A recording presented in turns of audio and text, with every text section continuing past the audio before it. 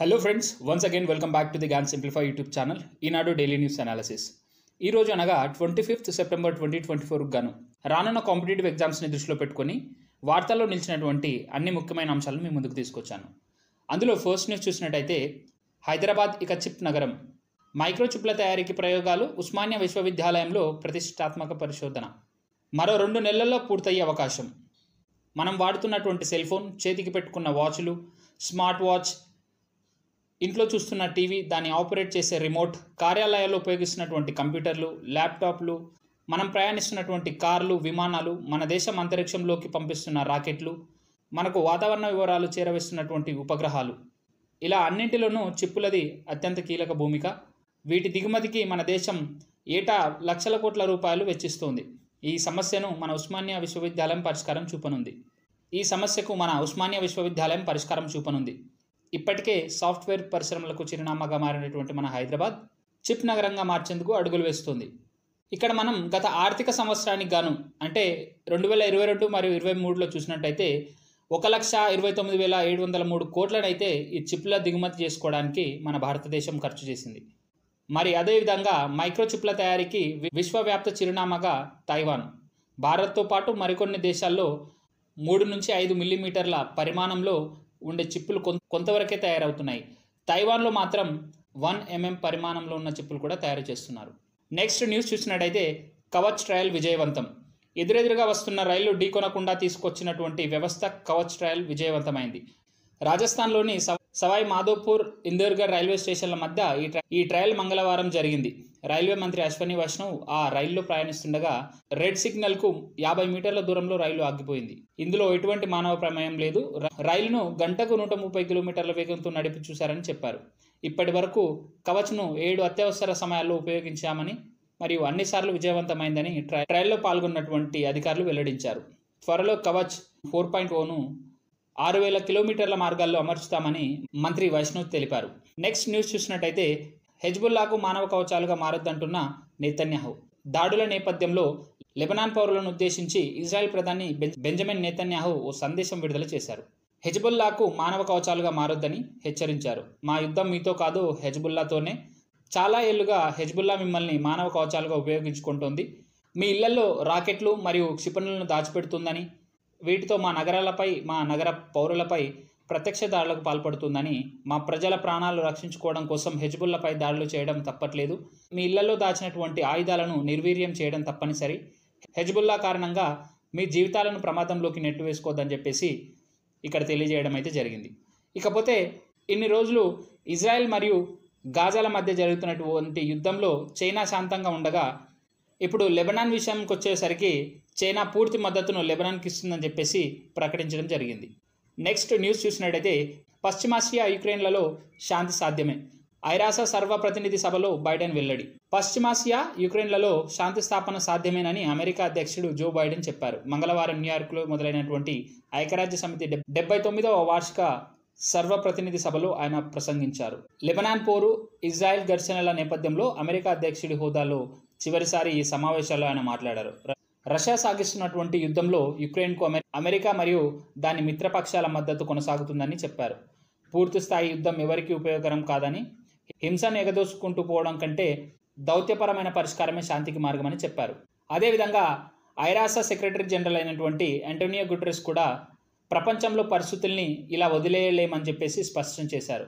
Next news చూసినట్టయితే, NRI quota అర్హుల పరిధి పెంపు ఫక్తు వ్యాపారమే, దానిని కొనసాగనివ్వరాదు మరియు ఎంబీబీఎస్ సీట్లపై సుప్రీంకోర్టు తీర్పు. వైద్య కళాశాలల్లో ఎంబీబీఎస్ ప్రవేశాల్లో ప్రవాస భారతీయులు ఎన్ఆర్ఐ కోటాకు అర్హులయ్యే వారి పరిధిని పెంచుతూ పంజాబ్ ప్రభుత్వం తీసుకున్న నిర్ణయాన్ని సుప్రీంకోర్టు తీవ్రంగా తప్పుపట్టింది. ఆమ్ ఆద్మీ పార్టీ ప్రభుత్వం ఆగస్టు 20న జారీ చేసినటువంటి ఈ ఎన్ఆర్ఐ కోటాను సెప్టెంబర్ 10న సుప్రీంకోర్టు కొట్టివేయడం అయితే జరిగింది.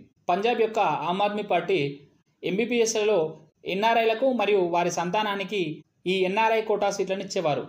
ఇప్పుడు ఈ కోటా కాస్త బంధువులకు కూడా ఇవ్వాలని చెప్పేసి రాష్ట్ర ప్రభుత్వం కోరగా హైకోర్టు ఈ కోటానైతే కొట్టివేయడం జరిగింది. నెక్స్ట్ న్యూస్ చూసినట్టయితే, శ్రీలంక నూతన ప్రధానమంత్రిగా హరిణి అమరసూర్య నియమితులయ్యారు. దేశాధ్యక్షుడు అనురకుమార దిశనాయకే మంగళవారం ఆమెతో ప్రమాణ స్వీకారం చేయించారు. అధ్యక్ష ఎన్నికల అనంతరం అధికార మార్పిడిలో భాగంగా దినేష్ గుణవర్ధన తన ప్రధాని పదవికి రాజీనామా చేయడంతో హక్కుల కార్యకర్త విశ్వవిద్యాలయ అధ్యాపకురాలు హరిణి అమరసూర్య తర్వాతి ప్రధానిగా దేశాధ్యక్షుడు దిశనాయకే నియమించారు. మరోవైపు శ్రీలంక పార్లమెంటును రద్దు చేస్తూ అధ్యక్షుడు దిశనాయకే మంగళవారం రాత్రి ఉత్తర్వులు జారీ చేశారు. ఈ క్రమంలో నవంబర్ 14న పార్లమెంటుకు ఎన్నికలు జరగనున్నాయి.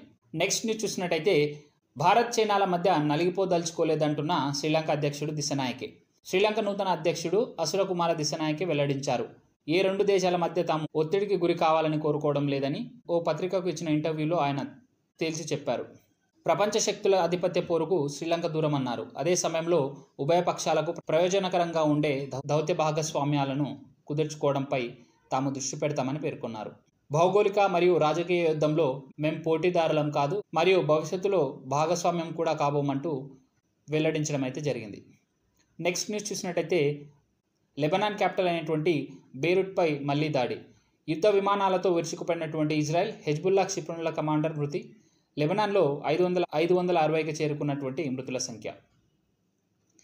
గత కొన్ని రోజులుగా మనం ఇజ్రాయెల్ మరియు గాజాల మధ్య జరుగుతున్నటువంటి యుద్ధం మలుపు తిరిగి లెబనాన్లోని హెజ్బుల్లా గ్రూప్పై ఈ ఇజ్రాయెల్ కొనసాగిస్తున్న అటాక్ మనందరికీ తెలిసిన విషయమే. ఈ అటాక్లో భాగంగా మళ్ళీ మరో దాడి చేయడం అయితే జరిగింది. ఈ విధంగా చూడాలి మరెన్ని రోజులు ఈ యుద్ధం ఇజ్రాయెల్ లెబనాన్, ఇజ్రాయెల్ గాజా, మరి రానున్న రోజుల్లో ఇరాన్ కూడా ఇందులో భాగం కాబోతుందా?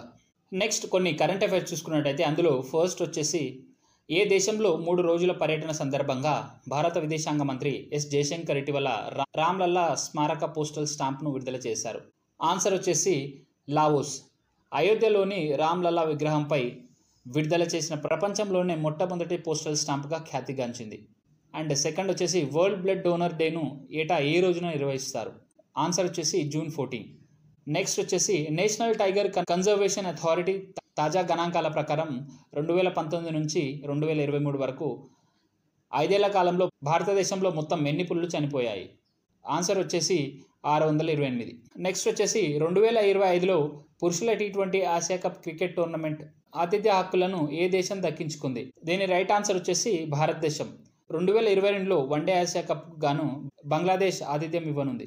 నెక్స్ట్ క్వశ్చన్ చూసినట్టయితే 2024 జూలై 27న న్యూఢిల్లీలోని పృథ్వీ భవన్లో మినిస్ట్రీ ఆఫ్ ఎర్త్ సైన్సెస్ ఎన్నో వ్యవస్థాపక దినోత్సవాన్ని నిర్వహించారు? దీని ఆన్సర్ వచ్చేసి 18వ వ్యవస్థాపక దినోత్సవాన్ని నిర్వహించారు. నెక్స్ట్ న్యూస్ చూసినట్టయితే త్రిపురలో 500 మంది మిలిటెంట్లు లొంగుబాటు, పునరావాసానికి 2050 కోట్ల రూపాయల ఆర్థిక ప్యాకేజీ. గత కొన్ని రోజుల క్రితం ఈ త్రిపురలో జరిగినటువంటి శాంతి ఒప్పందం గురించి నేను ఒక వీడియో చేయడం అయితే జరిగింది. ఆ వీడియో లింక్ మీకు కింద డిస్క్రిప్షన్ బాక్స్లో ఇవ్వడం అయితే జరుగుతుంది. దీనికి సంబంధించి ఇన్ డీటెయిల్ వీడియో మీకు కావాలనుకుంటే అక్కడ చూసుకోవచ్చు. సో ఇందులో ఇక్కడ త్రిపురలో 2 టెర్రరిస్ట్ ఆర్గనైజేషన్స్ ఉన్నాయి. అవి ఒకటి national liberation front of Tripura మరియు ఆల్ త్రిపుర టైగర్స్ ఫోర్స్. దీనికి సంబంధించి 500 మంది ముష్కర్లు తమ ఆయుధాలను వీడి జనజీవన స్రవంతిలో కలిశారని మంగళవారం సిపాహీ జాలా జిల్లాలోని జంపుయి జాలాలో ఏర్పాటు చేసిన కార్యక్రమంలో వీరు ముఖ్యమంత్రి మాణిక్ సహా ముందు ఆయుధాలను త్యజించారు. ఫ్రెండ్స్, మీకు ఈ వీడియో ఇన్ఫర్మేటివ్గా అనిపిస్తే please do like the video and share the video with your friends. అదేవిధంగా ఫర్దర్ మీకు ఇలాంటి ఎడ్యుకేషనల్ కంటెంట్ వీడియోస్ కావాలనుకుంటే please subscribe my channel and hit the bell icon button. Thank you.